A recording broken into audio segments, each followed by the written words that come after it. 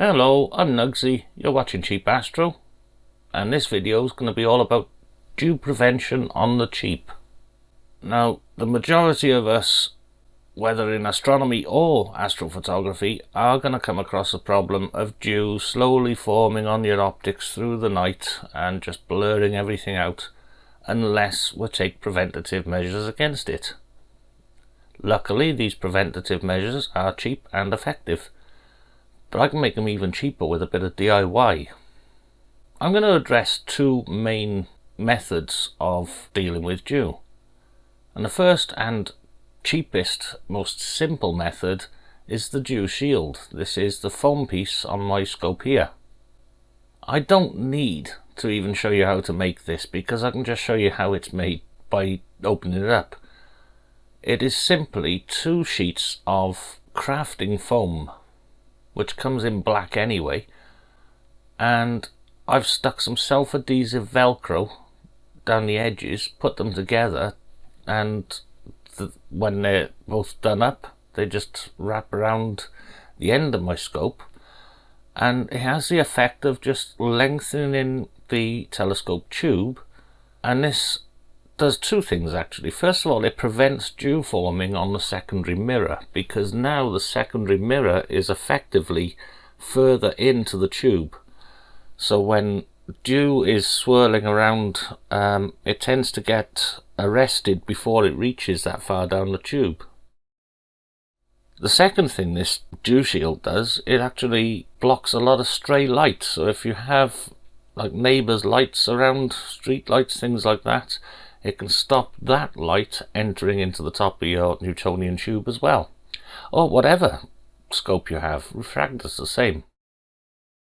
You can make this out of cardboard, you can make it out of whatever is light and flexible to go around, and you can attach it. It's simply just a bit of tube over the end. And as I said, I don't need to show you how to make one. Just measure the circumference of your scope, buy the materials to cover that much, and some velcro. Bish bash bosh, you've got yourself a dew shield. Some people 3D print them. It's up to you how far you want to go into it. Some people buy them for a 30 or 40 quid. I wouldn't. Just to have like Celestron written on the side of it or something like that. Not worth it. And now if we have a look at the guide scope here, I've done the same thing with this as well. It's just a small piece of plastic tube that I cut from a jar of some sort from the food cupboard. I forget what it was, but it was a plastic jar. I cut enough, stuck it together with some double-sided tape, and I painted the insides and the outside, but that's not really necessary, with blackboard black paint. So that just simply slips over the end of the guide scope and does exactly the same thing as that foam one on the end of my main scope. Keeps the lens tucked in out of the way of dew formation. However, this does still get dew formation, so I've had to back it up with a dew heater. And this is going to be the main focus of this video, how to make these things, because this one was actually pretty cheap. I paid, I think, £12 to £14, circa that amount, on Amazon. If you're looking for some recognised brand in telescopes and what have you, you're probably looking at starting about £20 to £30 for these things, and they do come in all various shapes and sizes. Obviously, some of them will be big enough to go around a big 12-inch SCT. Some of them are just for eyepieces and are less than 4 inches long in total. It's a simple piece of kit. It literally is just a heating pad, pretty much. It runs off a 5-volt source, and it has a little button here. You click it once for high, a second time for medium, a third time for low, and then a 4th time for back off again. Very simple control. High heat to low heat, and even high heat isn't hot, it's just designed to slightly warm around the objective lens or the tube of your scope. It only needs to be slightly above ambient, so there's very little wattage going into these things. They're just warmers, they're not actually heaters as such. We can do this for ourselves in custom lengths, custom sizes. You can make them for a secondary mirror dew heater. You can make big long ones for SCTs, little ones for eyepieces, whatever you like. Now, just one moment before we get into actually making one of these things, I want to talk about a couple of other tools we can have in our arsenal to help fight against dew. Many astronomers keep a hairdryer. I have one in my observatory. It's pointless keeping it indoors, I haven't got enough hair. But if you have allowed dew to form on a lens, as I have done on my guide scope by forgetting to turn on the dew heater, you can use a gentle setting on your hairdryer to gently warm that and get rid of the dew, and then the heater can take over. And the other thing is for a Newtonian telescope, which is a primary mirror fan. Some Newtonians, or Dobsonians as some people call them, but that's really the name of the swiveling base that they sit on, some will actually come with a fan installed. Some will have the hardware for mounting a fan. If yours doesn't, you can easily adapt something to fit a fan on the back of the scope, and this does two things. First of all, by drawing an air current over your mirror, it helps to bring that mirror to ambient temperature quicker than it normally would settle by itself. And to keep that fan running with just a mild airflow over the mirror can keep dew from settling on your primary mirror. I myself have used one of these and I've now removed it. I've not noticed any difference in having removed it, to be honest. The scope is now kept outside, so I don't need to cool it any quicker, but it's a simple thing to fit. I myself used the lid of an old chocolates tub with a hole cut in the centre to match the size of the fan. I've mounted the fan to that lid, and that lid just fits perfectly on the 200p. You may have to cut a piece of plastic to suit the back of your scope, and Velcro it on, screw it on, whatever is suitable for your application, but it's an easy thing to fit. And if you take a normal PC fan, they're 12 volts by nature, but you can run them from a 5 volt USB. It'll just run at approximately half speed. Right then, let's get into the meat of this video, how to make a dew strap, lens warmer, dew heater. Now basically we're going to be making a low voltage circuit, and within that circuit adding resistors. Now a resistor, believe it or not, resists the flow of electricity through it, so less comes out the other end. So by the time it gets back to the negative end of the circuit, the flow of electricity has reduced. But that electricity hasn't disappeared, it has transferred into heat. So these resistors will get warm, and depending on how much resistance you put in this, that depends on how warm it gets, and also how much voltage you put into it in the first place. So that's the basics of how it works, and it's the same way a household electric toaster works, but on a bigger scale. Now we need to think of our needs, and there's a general rule of thumb for power output for various size of scope. Anything up to 4 inches in diameter or aperture, you're only looking at needing 1.5 to 3 watts of power. You go to a 6-inch scope and you're looking at 3 to 4 watts. For an 8-inch, 4 to 5 watts, and 10-inch scope, 5 to 8 watts. Now I myself today am going to be making a dew strap for my guide scope, which is a finder scope and is only 2 inches in diameter. So we're definitely in the 1.5 to 3 watt bracket. Now to power this dew heater, I've got two choices. I could either use 12 volt DC, which you'll find in a battery pack or a 12 volt adapter, or 5 volt DC, which is basically a USB cable. USB ports are 5 volts. So when you know what size your scope is and how many watts you want in output, how many volts you're putting into it, we can work out exactly what we need in the way of resistors. Now this next bit might look a little bit frightening, but it's really not. Resistance is measured in a unit we call ohms. Don't panic, I don't really understand it either, but it's a unit of resistance. That's all I need to know. Now to find out how many ohms we need to resist in this circuit, it's quite simply voltage squared over your required wattage. Yes, I know that's an equation. It's frightening. Frightens me too, but it's easy. Ohms equals volts squared over watts. So let's make this simple and start off with a 5 volt USB power feed, and we're looking for a 2 watt power output for a small scope like mine. So 5 volts squared, 5 squared is 25. So that's V2 is 25 in this case, divided by the watts we want, which I just said was 2. So 25 divided by 2 is 12.5 ohms.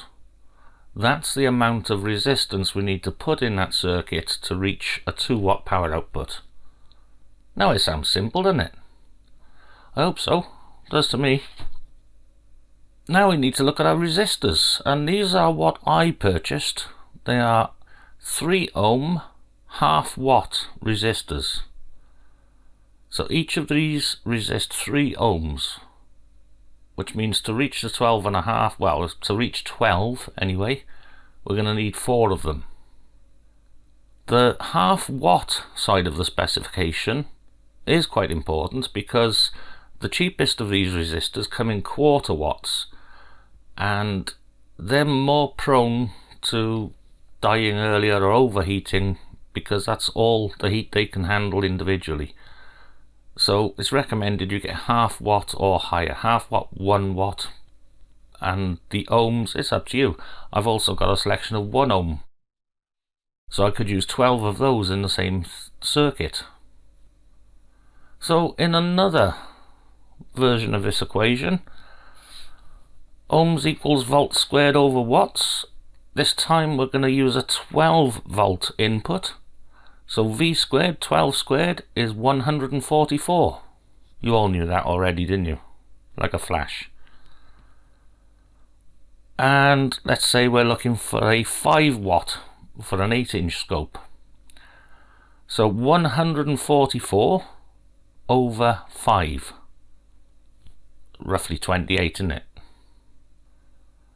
So again, using 3 ohm resistors, we're looking at 9 or 10 to come near that. So 10 3 ohm resistors is 30, and the figure we wanted was 28. So we're arriving at as near as, damn it, the figure we wanted. So if I was using 12 volts for mine, which is only a small 2 watt power output, that would be again 12 squared, 144 over 2, which means I want 72 ohms of resistance. That's quite a lot of resistance. So come on now, quickly, what's 72 over 3? Quick, quick, quick. Yeah, 24. Bang on. Well done.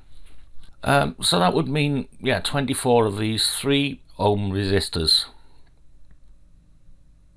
And this can be scaled up, scaled down using 5 volt, 12 volt. You can use 1 ohm resistors, 3 ohm, 5 ohm. It depends on what you need. So it might be worthwhile working it all out if you haven't got these things already before buying them. I didn't. I just bought some blind and tried it out. So let's get into that. So now we know how many ohms we need to resist, how many resistors that takes. We need to put these resistors together in a string. Now the sensible way to do this is to measure the circumference of your scope or lens or whatever, and work out how many resistors you need for your voltage and wattage output, and divide that circumference by the number of resistors and space them all evenly within that. Now mine's a 2-inch scope with 24 resistors, and that's never going to fit in its diameter of about 185 millimeters, 6.5 inches, thereabouts. So I'm going to have to route my resistors in some sort of pattern. And in that case, it doesn't really matter how far apart they're spaced, because they can be stretched and worked to suit. So you can just put them together at a spacing that's comfortable for you. Now this is going to need soldering, but before soldering we want to get these wires kind of wrapped around each other the right way. Now I'm not sure on this, don't quote me, but I think it's called a Western Union splice. If you put a bend in both of the wires from one resistor to the other, cross them over each other like that, you can then wrap the wire from the right one down towards the left one, and then wrap the wire from the left one down towards the right one, and that makes then a good solid joint. And once it's filled up with solder, it's just perfect solid. So I'll try and show you that a couple of times. I'm not very good at filming these things. You bend the wires over each other and then twist the one around the other's wire, and back the other way with the other tail, twist it back round towards the other resistor. Now you can actually sort of just twist them up however you like and still achieve the same. So yes, I'm going to have to put a string of these together, 24, all fairly evenly spaced. It doesn't have to be bang on, but looking about right. And then we can go through and solder each of these joints together. If you've not done soldering before, this is probably one of the easiest things to practice on. So basically, I like to start off with making sure the tip of my soldering iron is clean, and I know it gets very gunked up, so I like to give it just one little brush with the file, a fine file, just so I can see a metal end on it. You may or may not want to dip it in some flux, because that also cleans. And then with, I don't even know how this is said, I've only ever read the words, so forgive me if I get it wrong. Rosin core solder. Not the stuff the plumbers use, so electrical solder. Little dab of that on the end of the soldering iron. And you see a nice little shiny bead forming on there. You hold that to the bit of wires that you want to solder up, and then with the solder itself, try and tap onto the little wet bead of solder and then move it outwards along the wire, and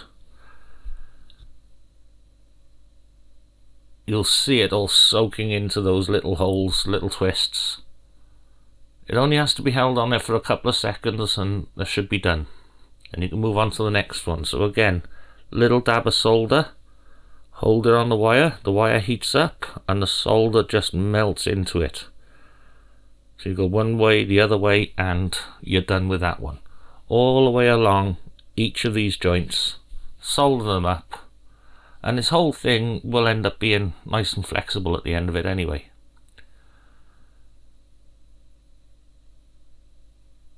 Once you're done with that, it will look like a crown of thorns, so take some snips, sharp little scissors, whatever, it's only thin wire, and snip all those little pointy bits off, and you're left with just a string of resistors then.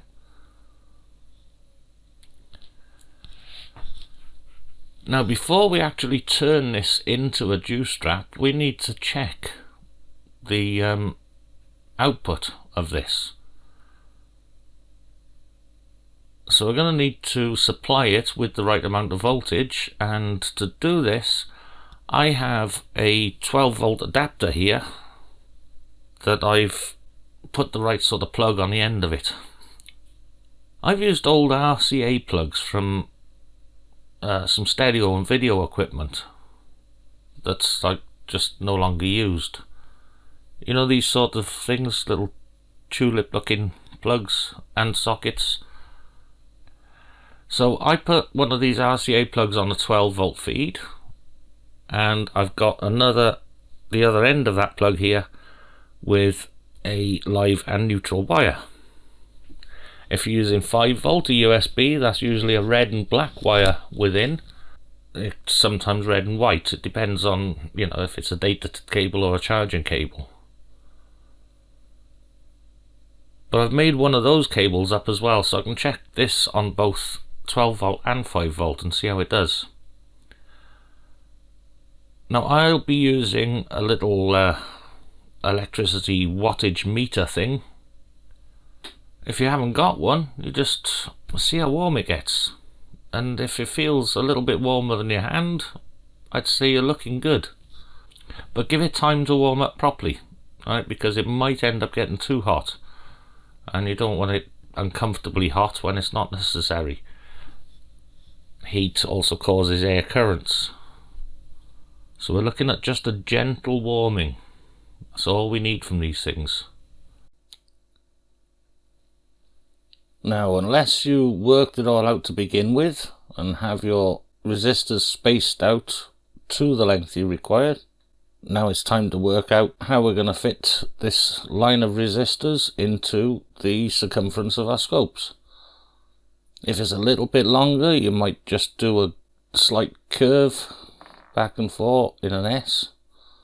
You might go up, down and back up again. A big long squiggly repeated S. It's up to you, but you want to make sure that the heat is going to be consistent and nice and evenly spread throughout the band. I've got like 24 resistors to fit in 7 inches, so you know, I've decided to go with castellate in mine, and this allows me, once that's done, to stretch them out further if need be. And the way it's worked out for me is I could go up the 7 inches and back, and that's where it ends up. But if, when you're working yours out, the far end of your resistor string ends up at the other end of your drew band, you may need to then add another cable to just bring that back down to the power feed end. That should be an isolated cable, so it's not going to short on any of these wires. Talking of shorting, because mine is doubled back, I want to make sure that none of these wires are going to touch once it's all wrapped up. And you could use just simple electrical tape for that. Because I have heat shrink tubing, I'm going to use that. Now, I'm not going to heat and shrink the tubing around it, I'm just putting it on as insulation, that's all. So, this is what I've ended up with, is just a zigzaggy line of resistors going up and back, and the circuit is completed to the plug on the other end. Now we need to wrap this up and make it look a bit better, and for this I'm going to use the simplest method of just using gaffer tape, otherwise known as duct tape, otherwise known as duct tape. It's up to you what you call it, but it's that fabric cloth tape. Pretty sticky, pretty sturdy. So you just lay out a length a bit longer than you need, and with the sticky side up, arrange your resistors or isolated resistors on it to the right length required. Now I've actually gone a little under on mine, so I've just, because of this castellated thing, was able to just pull out the end a little more and get it perfect. And once that's the case, then you can just wrap up the sides of the tape and enclose it in. Then I'm going to use another piece of tape. You always get creases in this stuff, it's a bit awkward to work with. And by the way, if you got the black tape, it's going to look a lot better than mine. I only got the silver tape here. But yeah, that's all we're doing, is folding the tape over, nice and straight. And I'm going to basically make a sandwich out of this between two pieces of tape. And when I put this together in the tape, I basically made the band, but there wasn't enough tape there to include a tab for Velcro. So I lay it on another piece of tape, I go out a couple of inches extra, and then roll it back over and flatten it all down within that doubled over piece of tape. Now we've got an end on it that's going to serve as a flap for the Velcro fitting. Now it's almost impossible to sandwich this perfectly, so I'm going to trim the edges off to make sure there's no adhesive showing. Cut the little corners just to tidy it up a little. And there we have it. It is pretty much ready to go as a juice strap now. The only thing I've got to do is add little bits of Velcro. So self-adhesive Velcro, I just got cheap stuff from Amazon, and it's very self-adhesive. It's really good adhesive on this stuff. I'll show the listing on screen just in case you want to get the same. So just cutting little squares of that. I'll put the fluffy end on one bit, the hooked end on the other bit, doesn't really matter which. But obviously they've got to face each other when it's wrapped around. And then that I fit to the guide scope, and we're ready to rock and roll. One dew heater, fully complete and working. It's only 2.2 watts in output, so in the winter I'll probably put a different one on with about 3 watts of output. Battling against frost then. It's probably cheaper in the long run if you are going to make different versions and different lengths to get a pack of 100 resistors, and you can make yourself a good few. And you can make one for your secondary like I mentioned earlier. But I had a different idea about that. Last year I had a bad neck and shoulder for like 3 months, and I ended up buying one of these things, a heated shoulder pad, which ended up breaking down within 2 weeks. Pretty useless. But when I started thinking about dew heaters, I decided to rip this apart and see what it used.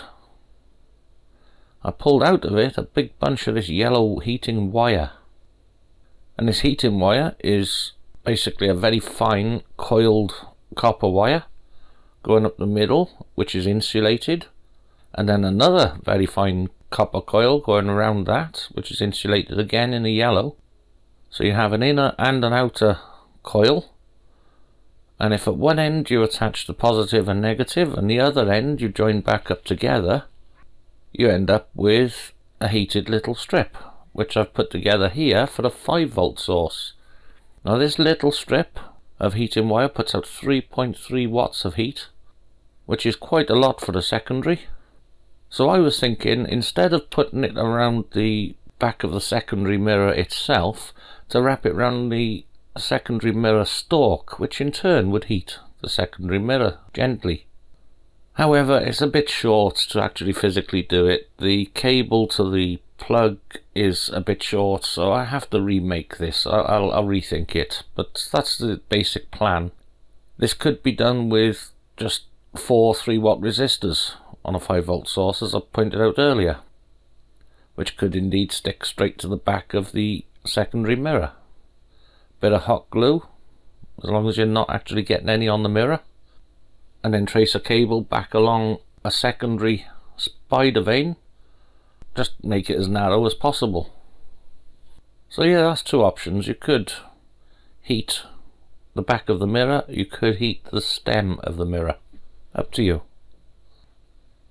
The only problem with this heating wire is it's such a pain to work with. These wires are so small and so brittle. It's actually difficult to strip them without breaking the wires, difficult to solder them without breaking the wires, so I don't know if I'm going to continue with this or make them with resistors. But this same principle, using this heating wire, can be applied to some salvaged toaster wire. You would just need to test for yourself how many watts you get per foot or whatever of wire. Right, so sorry I didn't get to actually fit a secondary heater here, but you see the idea. If you've any questions on this, don't hesitate to ask in the comments down below. If I know, I'll answer. If I don't know, I'll tell you. Please don't forget to drop a like down below. It's a nice free way of helping me on the channel. Subscribe, get other people to subscribe, and I'll see you pretty soon in my next video.